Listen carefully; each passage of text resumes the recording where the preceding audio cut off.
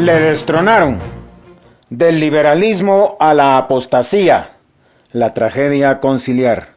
Por Monseñor Marcel Lefebvre. Cuarta parte. Una revolución en tiara y capa. Capítulo 29. Un concilio pacifista. El diálogo y la libre búsqueda preconizadas por el concilio son síntomas característicos del liberalismo del Vaticano II. Diálogo y libre búsqueda. Se quisieron inventar nuevos métodos de apostolado para los no cristianos, dejando de lado los principios del espíritu misionero. Encontramos aquí lo que he llamado la apostasía de los principios, que caracteriza el espíritu liberal. Aún más, el liberalismo que impregnó al concilio llegó hasta la traición, firmando la paz con todos los enemigos de la Iglesia. Se quiso hacer un concilio pacifista. Recordad cómo Juan 23, en su alocución de apertura del concilio, expuso la nueva actitud que en lo sucesivo la Iglesia debía tener con respecto a los errores que ponen en peligro la doctrina. Recordando que la Iglesia nunca dejó de oponerse a los errores y que frecuentemente los había condenado con gran severidad, el Papa dejó sentado, dice Ralph Wiltgen, en su obra citada, El Rin desemboca en el Tíber, que ella prefería ahora usar de la medicina de la misericordia más que de la severidad. Piensan que hay que remediar a los necesitados, mostrándolos la validez de su doctrina sagrada, más que condenándoles. Ahora bien, no solo se trataba de expresiones lamentables, que manifiestan un pensamiento bastante confuso, sino de todo un programa que expresaba el pacifismo que caracterizó al concilio. Se decía: es necesario que hagamos la paz con los masones, la paz con los comunistas, la paz con los protestantes. Hay que acabar con esas guerras interminables y esa hostilidad permanente. Es por otra parte lo que dijo Monseñor Montini, entonces sustituto en la Secretaría de Estado, se refiere al futuro Pablo VI, cuando durante una de mis visitas a Roma en los años 50, le pedí la condenación del rearme moral. Me respondió Monseñor Montini: no hay que estar siempre condenando. La Iglesia se va a parecer a una madrastra. Ese es el término que usó el mismo Monseñor Montini, sustituto del Papa Pío XII. Lo recuerdo todavía como si fuera hoy.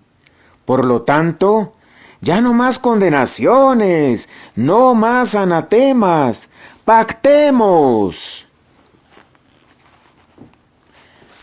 El triple pacto. Masones, ¿qué queréis? ¿Qué solicitáis de nosotros? Tal es la pregunta que el cardenal Bea hizo a los B'nai B'rith antes del comienzo del concilio. La entrevista fue anunciada por todos los diarios de Nueva York donde tuvo lugar, y los masones respondieron que querían la libertad religiosa, lo que quiere decir todas las religiones en plano de igualdad, sin distinguir la verdad del error. La Iglesia no ha de ser llamada en adelante la única verdadera religión, el único camino de salvación, la única admitida por el Estado. Terminemos con esos privilegios inadmisibles y declarad entonces la libertad religiosa. Y de hecho la obtuvieron. Fue la Dignitatis Humanae. Protestantes, ¿qué queréis? ¿qué solicitáis para que podamos satisfaceros y rezar juntos? La respuesta fue esta: cambiad vuestro culto, retirad aquello que nosotros no podemos admitir. Muy bien, se les dijo, incluso os haremos venir cuando elaboremos la reforma litúrgica. Vosotros formularéis vuestros deseos y a ellos ajustaremos nuestro culto. Y así ocurrió. Fue la Constitución sobre la liturgia, Sacrosanctum Concilium, primer documento promulgado por el Concilio Vaticano II, que da los principios y el programa detallado de la adaptación litúrgica hecha en acuerdo al protestantismo. Fue después el Novus Ordo Missae, promulgado por Paulo VI en 1969. Los principios de la revolución litúrgica allí estaban, más formulados de modo que pasaran inadvertidos de los no iniciados. ¡Comunistas! ¿Qué solicitáis para que podamos tener la felicidad de recibir a algunos representantes de la Iglesia Ortodoxa rusa en el concilio? ¡Algunos emisarios de la KGB! La condición exigida por el Patriarcado de Moscú fue la siguiente: no condenéis al comunismo en el concilio, no habléis de este tema. Yo agregaría: sobre todo, no os atreváis a consagrar Rusia al corazón inmaculado de María. Y además, manifestad apertura y diálogo hacia nosotros. Y el acuerdo se hizo. La traición fue consumada entre el cardenal Tisrán, mandatario del Papa Juan XXIII, y Monseñor Nicodem, concluido en Metz en 1962. De acuerdo, no condenaremos al comunismo. Y esto se ejecutó al pie de la letra.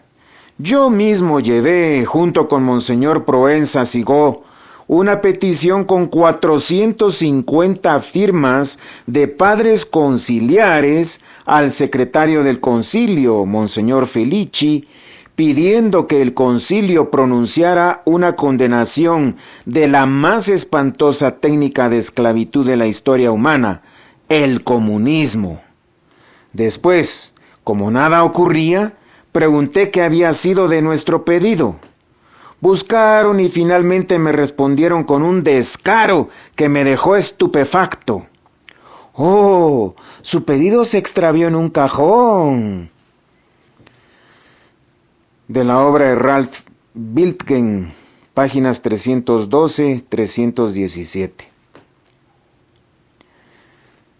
Y no se condenó al comunismo, o más bien, el concilio, cuya intención era discernir los signos de los tiempos, fue obligado por Moscú a guardar silencio sobre el más evidente y monstruoso de los signos de estos tiempos.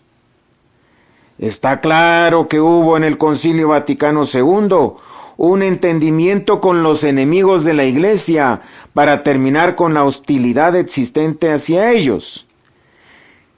Pero esto es un entendimiento con el mismo diablo.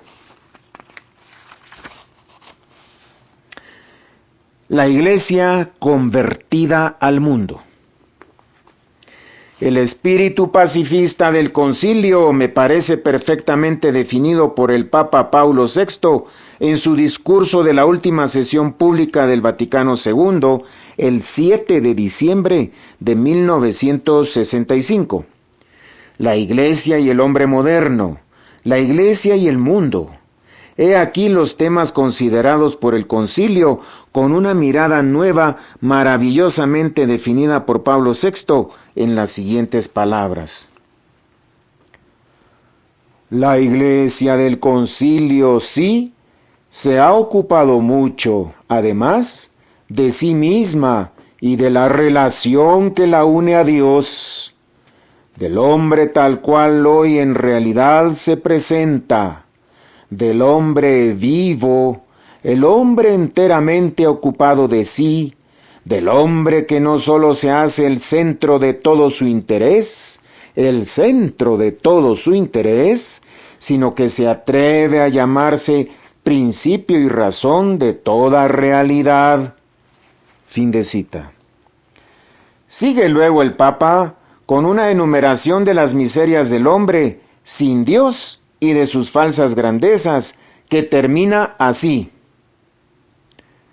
el hombre pecador y el hombre santo, y así sucesivamente.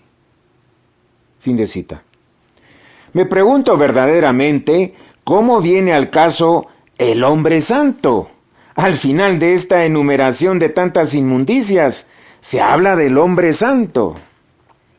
Y más aún cuando Pablo VI recapitula lo que acaba de describir, nombrando al humanismo laico y profano, dice: el humanismo laico y profano ha aparecido finalmente en toda su terrible estatura y, en un cierto sentido, ha desafiado al concilio.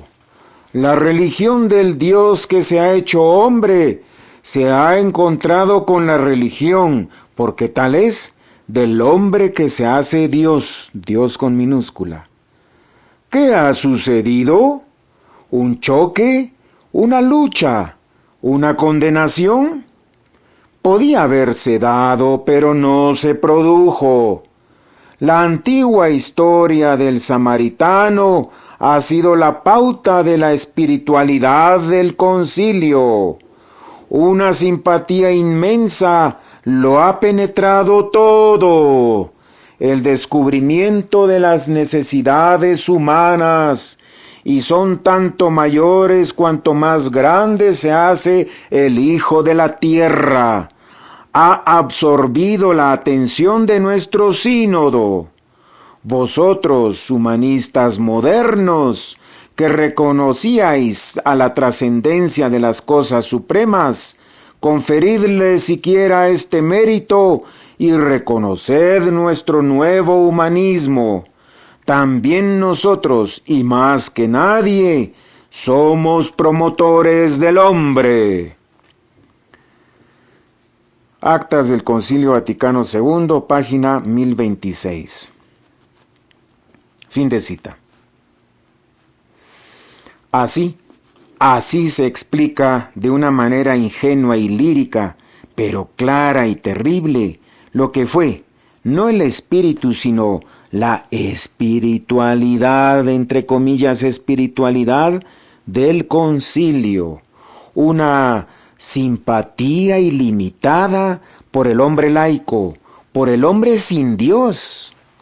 Si todavía hubiera sido para elevar al hombre caído, para hacerle ver sus llagas mortales, para curarlo con un remedio eficaz, para sanarlo y conducirlo al seno de la iglesia, para someterlo a su Dios. Pero no, fue para poder decir al mundo: la iglesia también tiene el culto del hombre. No dudo en afirmar que el concilio llevó a cabo la conversión de la iglesia al mundo. Os dejo adivinar quién ha sido el animador de esta espiritualidad. Basta que recordéis a quien llama nuestro Señor Jesucristo, el príncipe de este mundo.